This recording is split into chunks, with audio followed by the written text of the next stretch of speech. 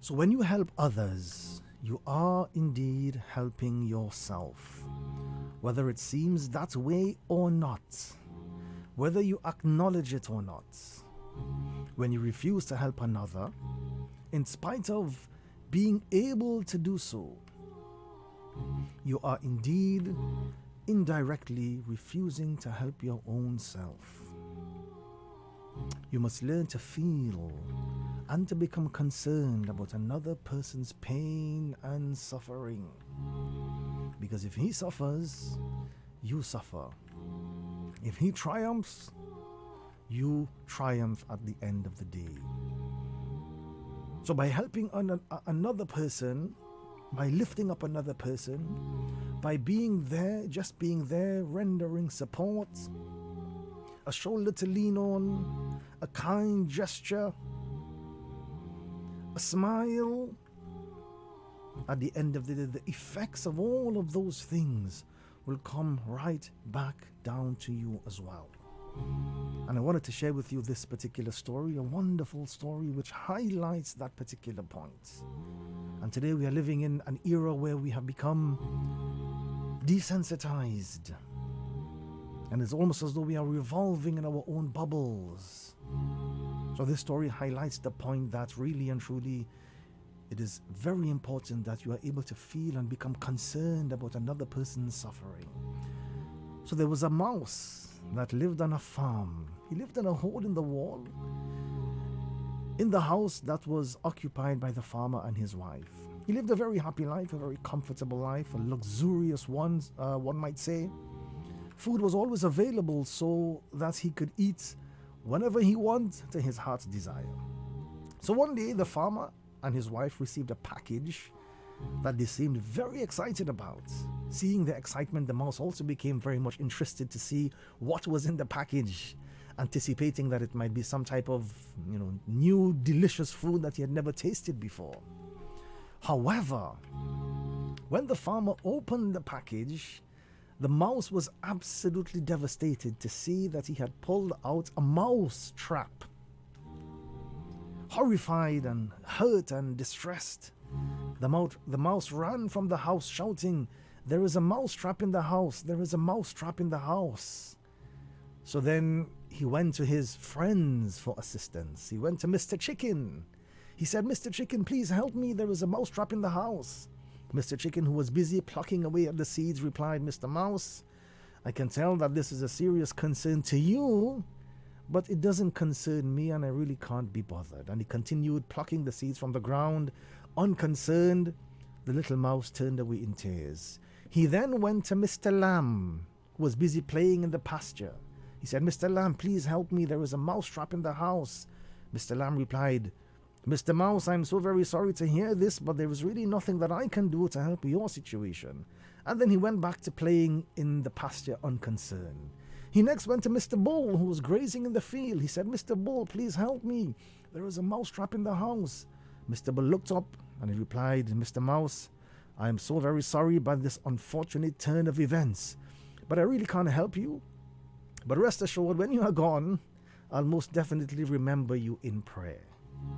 And then with that, he went back to grazing unconcerned. The little mouse returned to the hole in his wall, dejected, disheartened, sad, and resigning to his faith that he would have to face the mouse trap all alone.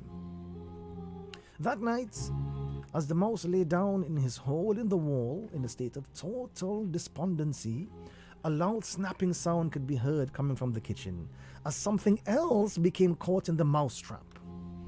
On poking his head out of the hole, he was amazed to see that a venomous snake's tail had been caught in the trap. The farmer's wife also heard the noise. She came out to investigate, but in the darkness, she was unable to see what the trap had ensnared. And so, as she extended her hand to retrieve the trap, she was then bitten by the snake.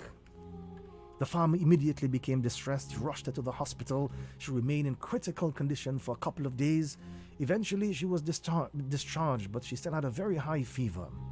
The doctor told the farmer that in order to get rid of the fever, he should feed her hot chicken soup. So the farmer took his hatchet to the farmyard and Mr. Chicken became the main ingredient for the soup. However, the wife's sickness continued, and around the clock, friends and neighbors would come to visit and sit at her bedside. So in order to feed the large number of visitors, the farmer eventually had to butcher Mr. Lamb. In the meanwhile, the wife's illness continued to increase until she eventually died. As she was very well known in the community, a huge funeral took place. And in order to provide food for the funeral, the farmer had no choice but to butcher Mr. Bull. All the while, the little mouse watched on from his hole in the wall, smiling to himself in relief and saying, "Had they assisted me in my plight, even though it may not have directly affected them, they would have all been alive today." A very, very important message. So the next time you hear someone is facing a problem and you think it doesn't concern you, remember this. When one of us is threatened, we are all at risk. We are all collectively involved in this journey called life. And we must keep an eye out for one another and make an extra effort to encourage and support one another. And that is a very important lesson of the month of Ramadan. Just being there for one another, lending that support. Sometimes we are not called upon to do much. We are not called upon to extend any sort of extravagant gesture.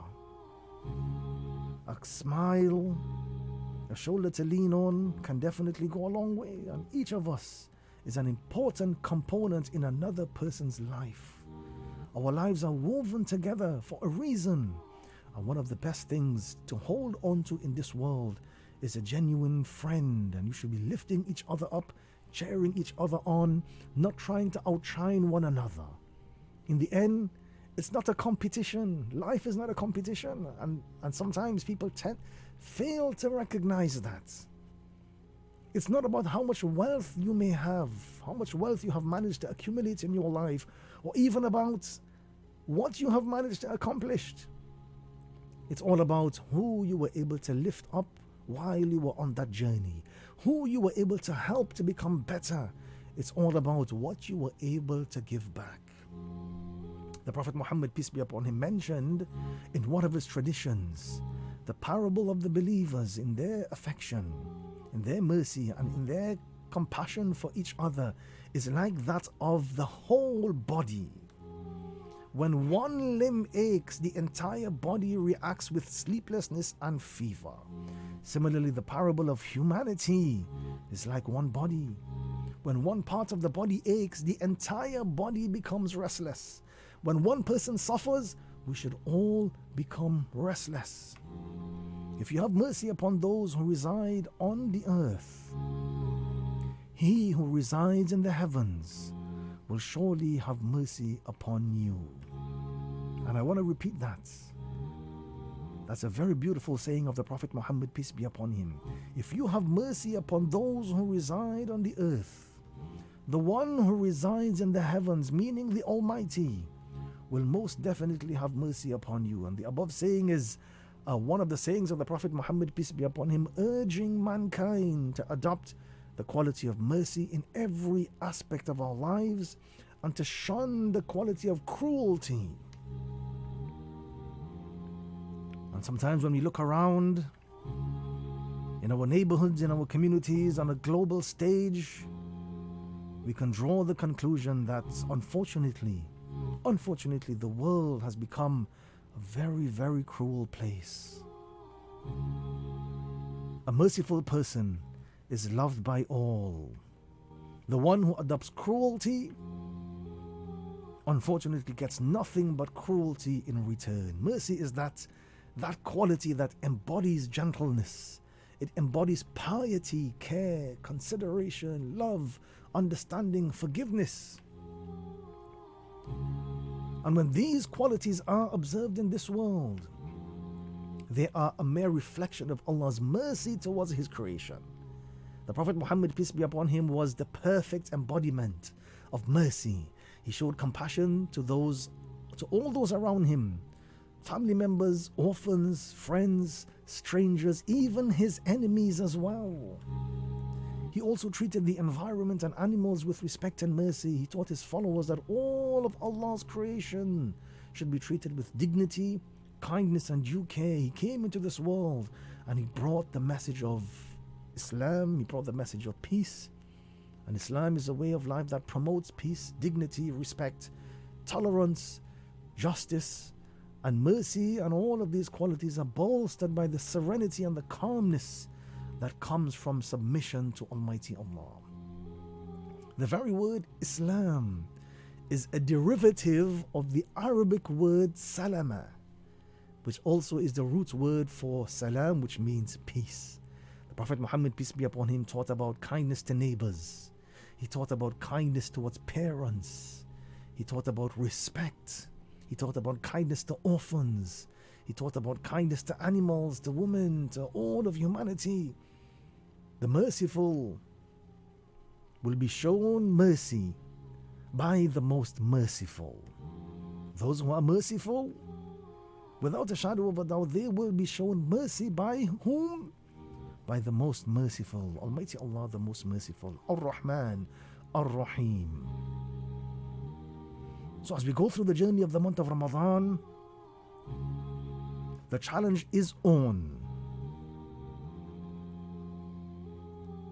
And you must make that effort to bring that concept into your life. Let us take the challenge this Ramadan to once again reawaken within ourselves the elements of humanity. I would have alluded to this a bit earlier on, that unfortunately we are living in an era where it seems as though we have become so desensitized by the hurt of others, the pains of others, the struggles of others. And we tend to just go on with our day as though nothing is happening. May Almighty Allah forgive us. May Almighty Allah protect us. So let us take on that challenge on ourselves right now in the month of Ramadan. The aim in the month of Ramadan should be to once again awaken within ourselves the human elements. Verily, Almighty Allah has revealed upon the Prophet Muhammad, peace be upon him, that if you are humble and if you follow the commands of Allah, you follow the traditions of the Prophet Muhammad, peace be upon him, then that will be your deliverance to higher ground.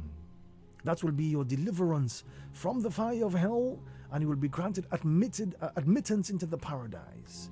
Real kindness is given when you yourself don't have absolutely anything at all. It is easy to be kind when wealth is in your possession. It is easy to be kind when you're experiencing goodness and affluence and riches. The challenge is to be kind and generous when you yourself is in need, and that is really the true spirit of mercy. Real mercy is when you have the power to be cruel, but yet still you choose mercy over cruelty. The Prophet Muhammad, peace be upon him, mentions, shall I not tell you upon whom the fire will be forbidden?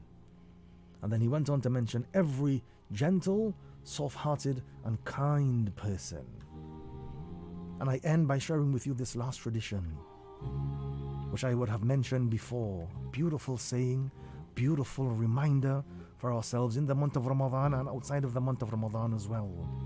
The tradition goes that if you show mercy to those who are here upon the earth, if you show mercy to those who reside here upon the earth, the one who resides in the heavens will most definitely show mercy upon you.